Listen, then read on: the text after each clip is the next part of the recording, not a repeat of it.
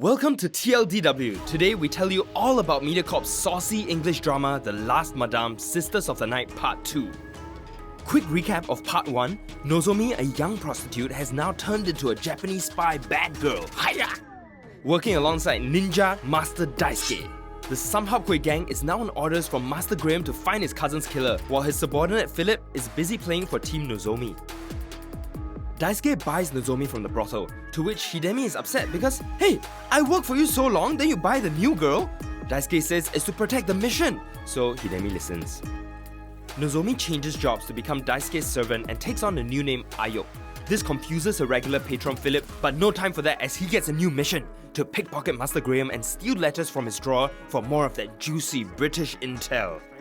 Additionally enlisting the help of the office admin to aid their mission, bribing him with Ayo. If you know, you know. Ayok and Daisuke have a little something going on, and yes, they sleep together. Philip's mission is a success. He gets the key from Master Graham and makes a copy using the office admin as a distraction, and they find out how corrupt Master Graham is.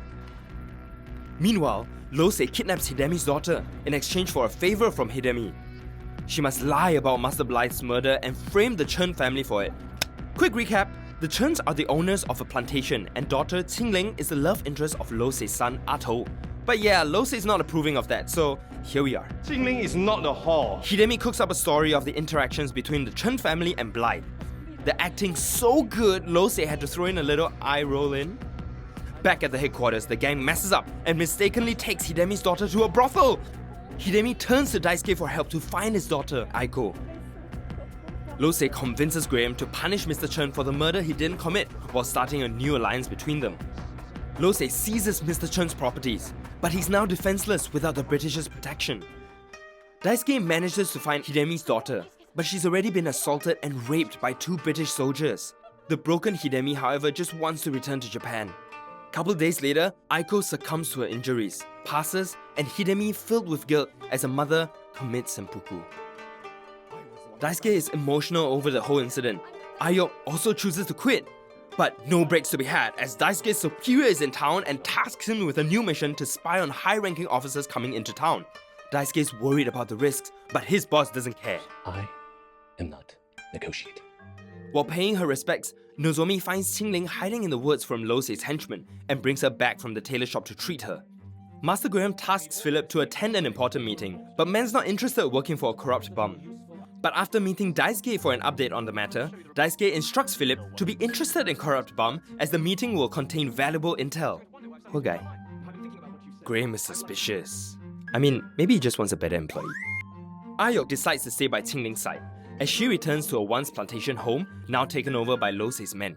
And to add to the drama, is frequently visited by Master Graham. Opportunity for more intel? Philip heads, get it, for a happy time at the brothel, but is ambushed by Losei's men. Turns out Graham's the mastermind and he's found out about Philip's involvement with Daisuke and is, if you don't help me, you're dead bro, forcing him to be a double agent. Busy this guy. Daisuke meets Philip after his switching of flags and believes Philip's new intel, which is fake. He even reports that information to his big boss. Soon after, Daisuke gets ambushed by Graham's men and is captured and tortured. Ayo returns to find the tailor shop trashed and runs to find Philip at his favorite spot, the brothel.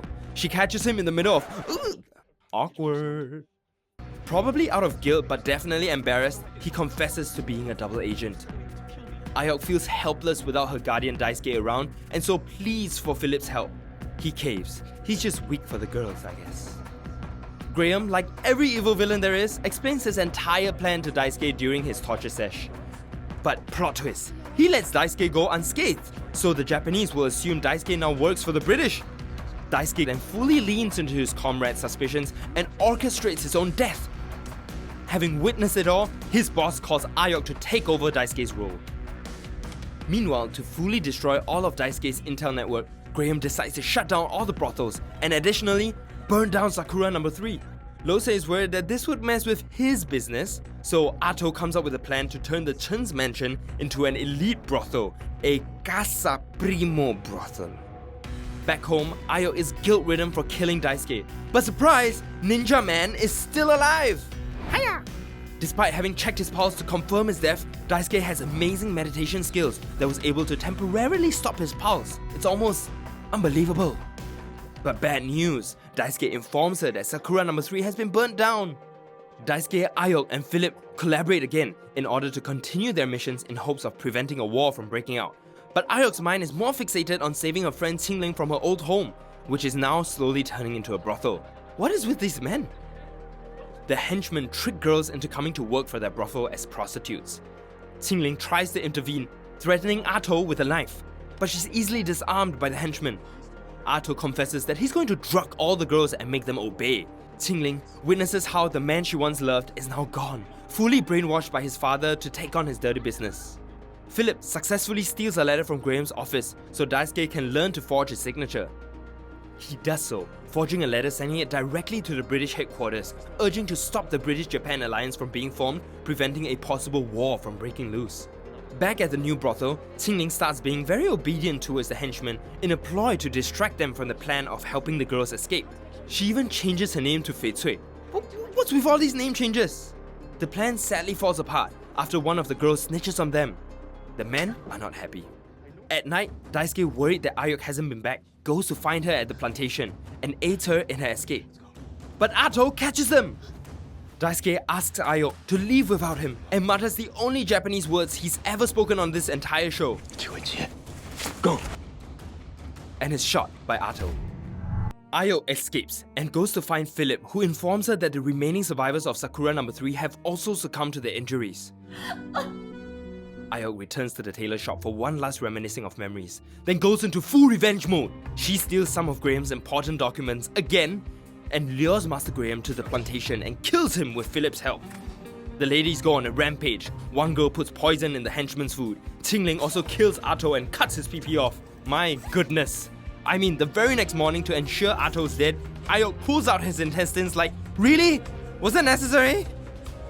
They escape successfully and celebrate by watching the sunrise. 5 years pass. Qingling, with the help of posh dressing, gets a sizable bank loan to fund her own brothel, one where girls are treated fairly and right. They name it the House of Phoenix, which is the very brothel of Season 1's Last Madame. Easter egg! And with that, you've TLDW Last Madame Season 2's Sisters of the Night. Remember to like, share and subscribe and let us know what show you want summed up next. Hey, it's Joanne Pei.